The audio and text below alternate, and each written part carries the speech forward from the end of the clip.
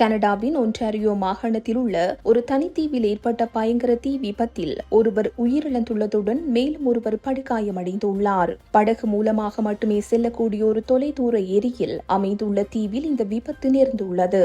ஒன்டாரியோவின் கிரேட்டட் Sudbury பகுதிக்கு தென்மேற்கே அமைந்துள்ள little கபோர்டின் ஏரியின் தீ ஒன்றில் இந்த தீ விபத்து ஏற்பட்டுள்ளதாக ஒன்டாரியோ மாகாண போலீசார் தெரிவித்துள்ளனர். ஞாயிற்றுக்கிழமை நள்ளிரவு 12:30 மணியளவில் இந்த தீ விபத்து குறித்து நிபிசிங் வெஸ்ட் ஒன்டாரியோ போலீசாருக்கு தகவல் கிடைத்துள்ளது.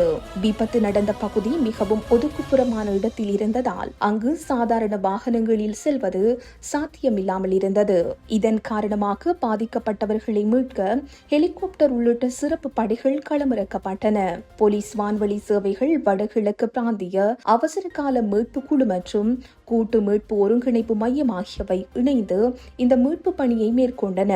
இந்த கொடூர தீ விபத்தில் சிக்கி சட்பரி பகுதியைச் சேர்ந்த 26 வயதுடைய இளைஞர் ஒருவர் சம்பவ இடத்திலேயே உயிரிழந்ததாக போலீசார் அதிகாரப்பூர்வமாக அறிவித்துள்ளனர்.